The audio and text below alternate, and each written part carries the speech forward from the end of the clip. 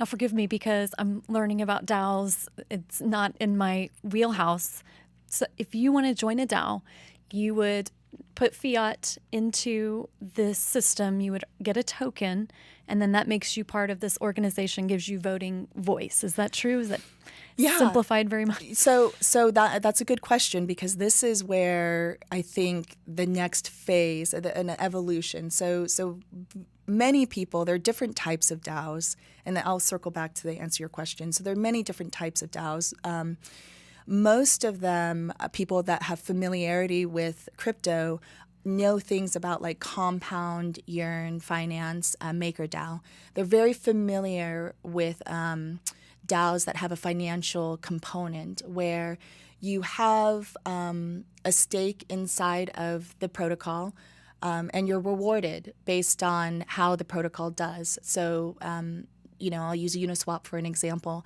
Uniswap has a governance token.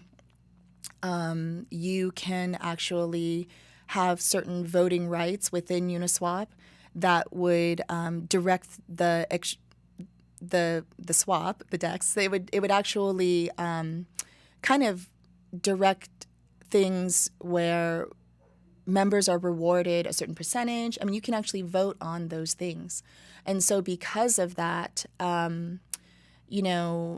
a lot of people who were very familiar with DeFi, who were very familiar with Web3, and already have a background, started flocking to a lot of these financial protocol DAOs, which makes sense because a lot of times people look at crypto as a speculative asset. And then what happened is there's this slow evolution of DAOs where they started figuring out that, okay, because we want to solve these issues of things like transparency, like creating more stakeholders, giving people the ability to be vested in a cause, we're going to start organizing around ideas, common interest. And so common interest being, I will just use some of the things that you've heard about in the news. So Constitution DAO was very famous. Pretty much a group of people got onto Discord. They were kind of joking but kind of not about buying the Constitution, and before you know it, it raises like $140 million. Within a very short period of time, like weeks. And the reason why I bring that up is because, and once again, if I get my numbers wrong, I'm sorry, but the reason why I bring that up is because the common interest was trying to buy the Constitution. I know, so, but what I think is interesting is through that experiment of, and I'll call it an experiment because it was actually very successful in showing what people can do as a group, how much money can be raised, how you can actually motivate people and get them to collaborate and all go in the same direction. I mean, I think it was a great example of that.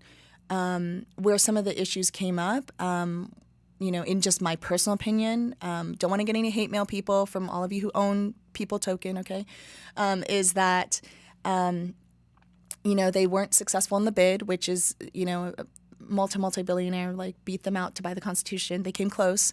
But, some of the things that were talked about during that time were things like how do we organize to protect our members, and I think that's huge in legislation right now. How do we refund people if we're unsuccessful? What is a governance token versus just being a pure fundraiser? So I think all those issues and questions came up, and what we're seeing is this evolution to really focusing on what the problems are within DAOs now. So we already have the framework. Hey, I have a really good idea. I want to organize quickly. I want to be global. I want to be transparent. I want to have autonomy, and I want to be decentralized, and I want to be able to have the most amount of impact possible. And that's the beginning. And then where it goes is, oh, wow, now I need a structure. If I'm in another country, we might not need a structure of either 501c3 or LLC. If I'm in the United States, what does the SEC say about my tokens? Can I issue governance tokens and still have some sort of control? Because I think that's where things are going now. So when you start a DAO, it's very exciting, but then you got to figure out the nitty gritty of how am I going to manage this in a way that protects its members, in a way that protects the cause, and in a way that doesn't, I would think everyone in the DAO space is very excited because you don't want to give DAOs a bad name because we're kind of on the trajectory. We're on the forefront. We're moving forward. And so figuring out how do you want to construct it. Now there's a lot of amazing programmers and there's a lot of amazing platforms. I would just suggest everybody to, if you're excited about something, a cause, and you want to organize around it, go out and you start researching platforms. You start looking at things like a juice box. You start looking at things like an XDAO, an Aragon, DAO House. Please don't send me hate mail if I forget somebody. And so you start Colony is one too. So you start looking at how can I build in this space, and there are so many great tools out there.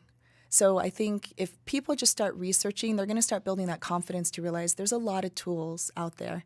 And so now you have how I'm going to set it up, okay? And then you have to figure out, and this is why I'm being careful, is this is where I think things are kind of the next phase of DAOs is how do we want to implement it and govern? Because before it was, and you said, okay, so I just put fiat and I just buy a token and now I can vote. It's like, okay, well, yes, that was the way it was done and it was very easy.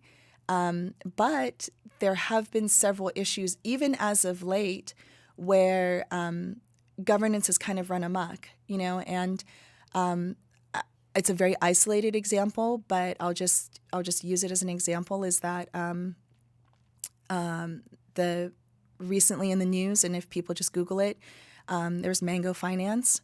They had a governance token. They were a really great platform. I actually knew a lot of people who invested into it and were excited about it. And then what happened is there was an exploit in the way the pricing worked. One person was able to financially gain all the governance tokens. I won't go into all the details because you can read about it. There's a lot of really great explanations on online about it. But they were able to gain almost all the governance tokens. The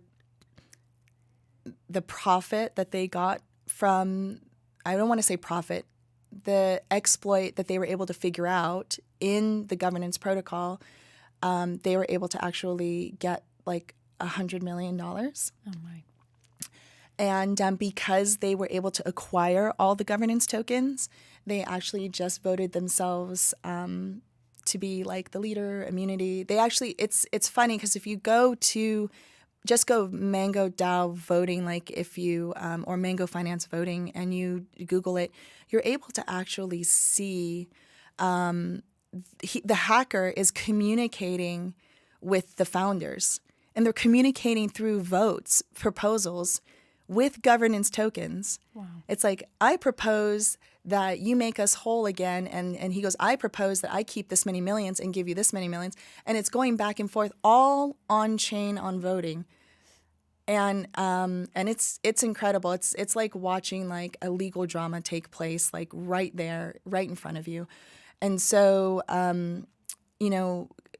and that's with the financial protocol. I think it would be different if it were something like, I'm just really excited about going to the moon, like MoonDAO, which we've talked about before, but, which actually had a very successful DAO funding, and they actually did buy tickets on Blue Origin and did send people to the moon.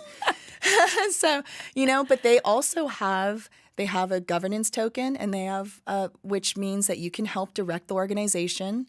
And you can help reward contributors. You can help kind of be part of what you will call like a board or a voting system within MoonDAO.